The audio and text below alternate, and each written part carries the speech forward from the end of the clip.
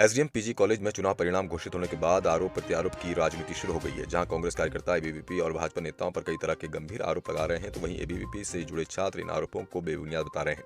मामला बीती 7 नवंबर का है, जब छात्र संघ चुनाव के परिणाम घोषित किए गए तो एबीवीपी के कुछ छात्र एनएसयूआई कार्यालय के सामने पहुंचे और वहां दोनों ही संगठनों में विवाद खड़ा हो गया, जिसके बाद यह मामला डोईवाला कोतवाली पहुंचा और कांग्रेस और एनएसयूआई के कार्यकर्ता एबीवीपी के कार्यकर्ताओं के खिलाफ कार्रवाई की मांग करने लगे।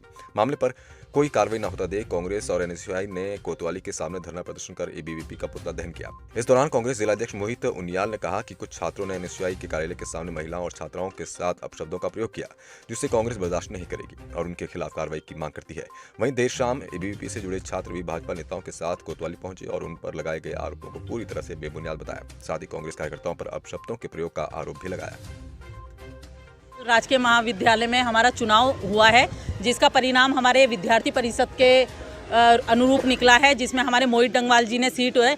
इस चीज़ की फ्रस्ट्रेशन निकालते हुए एनएसयूआई के कुछ समर्थक, जिसमें से सभी बाहरी तत्व लोग थे, जिसमें 50 साल की महिला, 40-45 साल की औरतें और 50 से 60 साल के बीच के अनेक आदमी आके हमारे बच्चे जीतने के बाद हमारी छोटी बहनें ये जुलूस लेकर बाहर की तरफ निकले, जिसमें उन्होंने उस चीज़ की फ्रस्ट्रेशन निकालते हुए हम लोगों के साथ बहुत ही ज़्यादा अभद्रता की। अभद्रता करने के पूर्व उस महिला ने, जो 50-60 साल की अधेड़ उम्र की औरत है, हमारे भाइयों को जब हमने बताया कि ये लोग हमारे साथ बदतमीज़ी कर रहे हैं, हमारे द्वारा, मेरी छोटी बहनों के द्वारा एक कॉल हुआ, जिसमें कि अभिषेक पुरी को कॉल किया गया कि भैया ये लोग हमारे साथ बदतमीज़ी कर रहे हैं। तो इसको बुलाने के बावजूद इन लोगों ने क्या करा है, हमारा भाई हिमांशु भट्ट गया, जो कि अभी मेरे समक्ष है, हिमांशु जो कि हमारे समक्ष है, जिसमें कि हमारे भाई हिमांशु के ऊपर सीधा उस औरत ने हाथ छोड़ा, छोटी बहनों के ऊपर हाथ छोड़ा और अपशब्दों का प्रयोग किया और मारधाड़। तो हमारे बड़े सारे भाई लोग हमें बचाने के लिए निकले, तो इन लोगों ने गंदी गंदी गाली गलौज करने लगे और हमारे भाई पे सिर्फ अभद्रता से, अभद्र टिप्पणी से, कपड़े उतार कर नाचना, साथ में खड़ी लड़कियों के साथ बदतमीजी करना। अगर वो चुनाव जीत गए थे, अपने जुलूस को एक शान से ले जाते, बधाई है उनको बहुत बहुत कि वो चुनाव जीत गए। लेकिन हमारे साथ बच्ची थी, वो अभद्र टिप्पणी कर रहे थे। मैंने कहा बेटा आप सड़क के उस पार चले जाओ, जहाँ आपका जुलूस है वहाँ चले जाओ। उसके बाद 70-80 लोग लाठी डंडों के साथ मेरे पति पर, मेरे पे हमला किया। हमने बच्चों को बचाया, किसी ने गोली मारी, एक लड़के ने मेरे पेट पर डंडा डाल के घुमाया।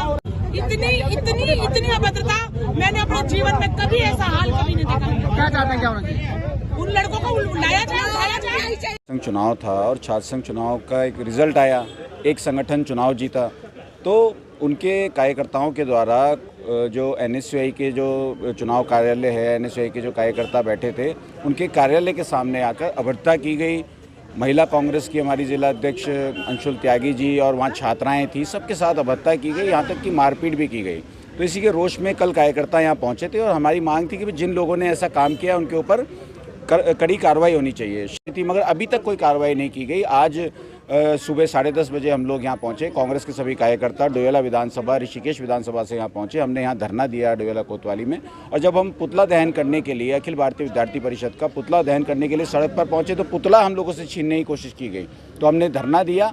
हमारा ये कहना है कि आज देश का लोकतंत्र है, संविधान हमें ताकत देता है कि हम कोई भी मुद्दा होता है तो हम सड़क पर उतरकर अपनी आवाज़ उठा सकते हैं, मगर आज हमारी आवाज़ को दबाया जा रहा है। हमने आज फिर पुतला दहन किया और आज अभी सीओ साहब से हमारी बैठक हुई और हमने यही मांग करी है कि जिन लोगों ने भी गलत काम किया है, जो शराब पी के कल एक महिला के साथ अभद्रता की गई, ये सरकार जो प्रदेश सरकार है, जो महिला सम्मान की बात करती है, महिला सशक्तिकरण की बात करती है, आज प्रदेश में महिलाओं के साथ, छात्राओं के साथ ये अत्याचार किया जा रहा है, तो ये कैसी सरकार है? तो आज हमारी बात तो हुई है, हमें आश्वासन दिया गया है कि जो भी लोग थे, जो भी एबीवीपी के लोग थे, जिन लोगों ने ऐसे काम किए, उनके खिलाफ कार्रवाई की जाएगी।